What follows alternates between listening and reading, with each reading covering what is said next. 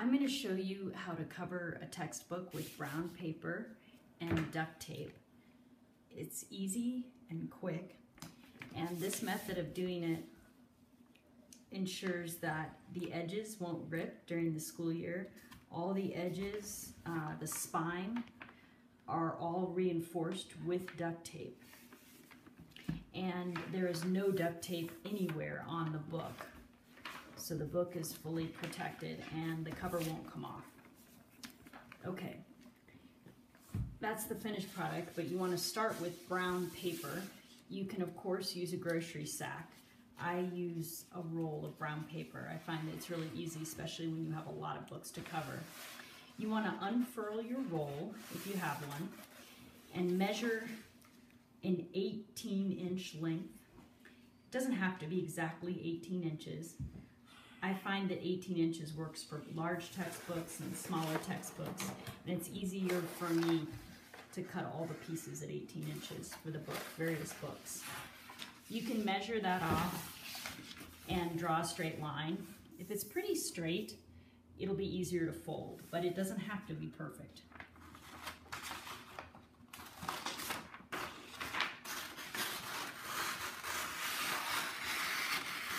After you've cut the rectangle, the long side is the side you just cut. And the side you just cut, you want to fold about 4 inches in. Does not have to be precise or exact. Rather than folding it lopsided one way or the other, if you line it up against the edge, you'll have a pretty nice even fold. Doesn't have to be exactly 4 inches, it's merely creating a pocket for one cover of your book. Here's the point where you want to reach over and grab the actual textbook so that your book cover is customized in the right size. Lay it so that the top of the textbook is almost to the edge of the fold. Don't leave a lot of overlap, but you can leave just a little bit past the top. At that point, you're going to make a crease at the bottom of the book.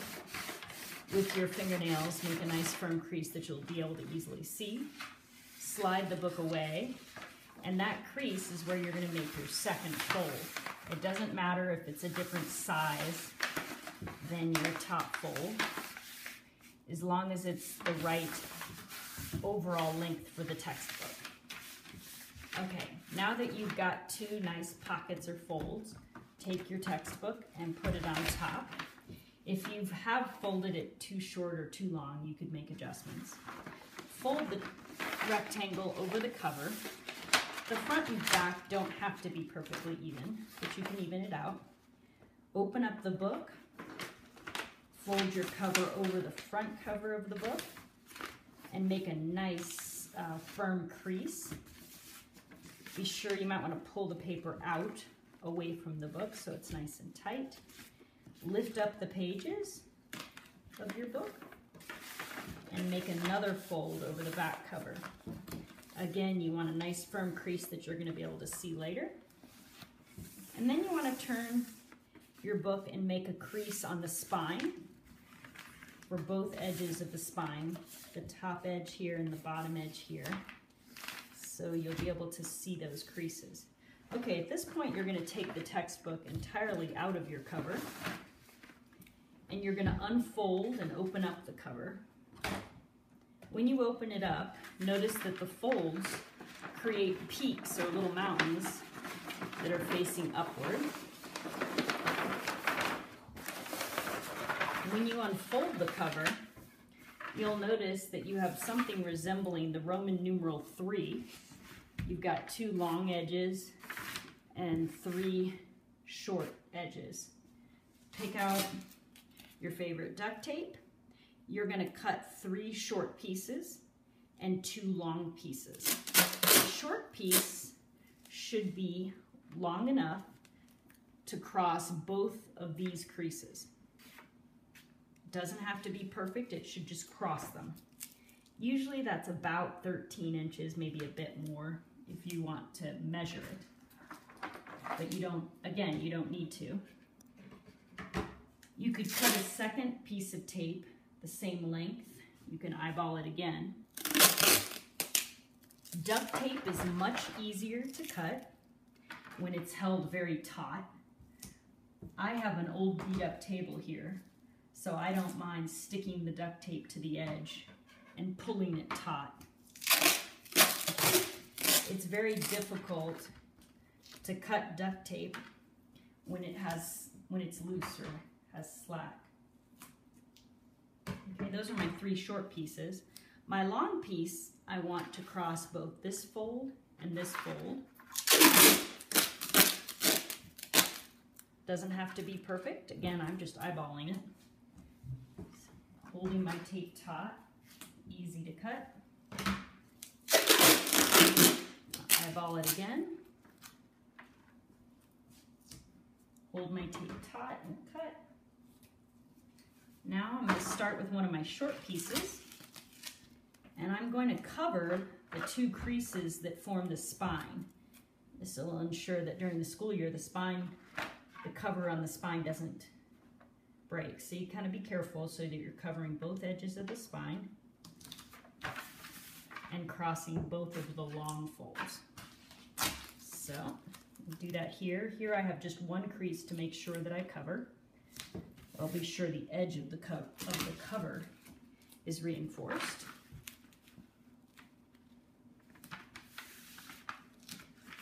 Smooth out your tape so it adheres well. Again, you're covering this long crease at the top. Does not have to be even or perfect.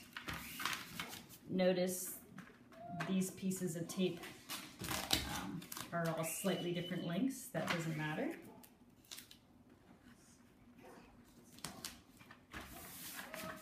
Your tape, you'll notice, has formed the Roman numeral 3, just what you wanted.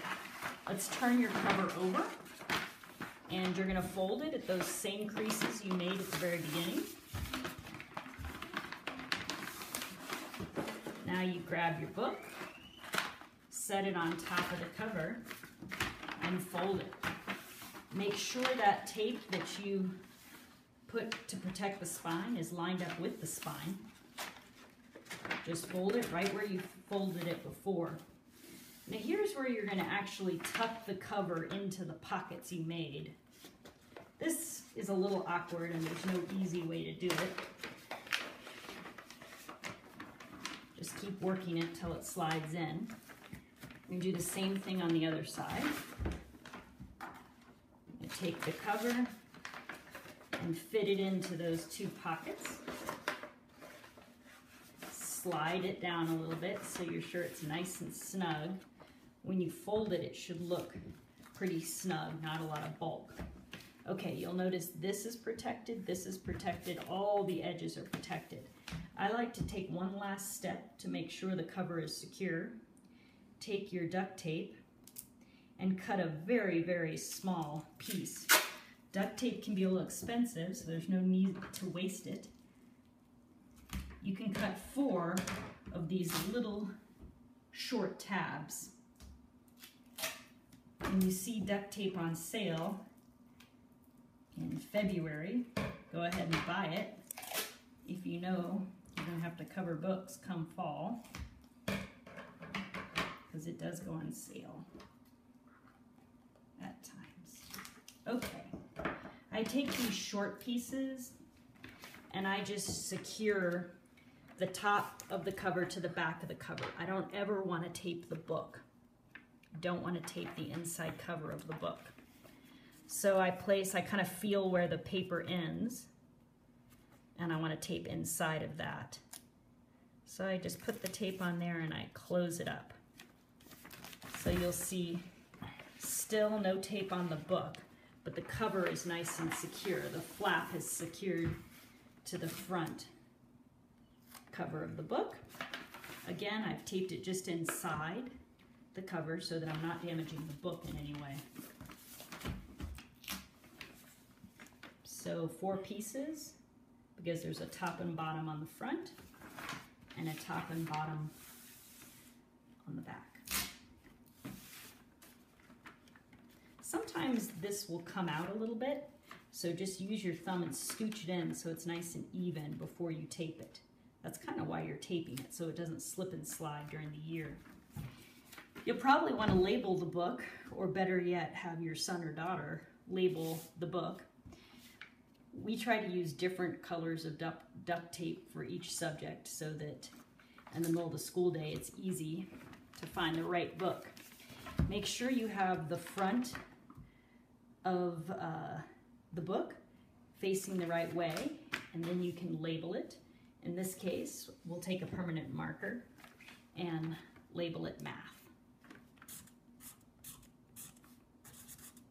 You probably want to put your child's name and number on it as well. Good luck and happy book covering.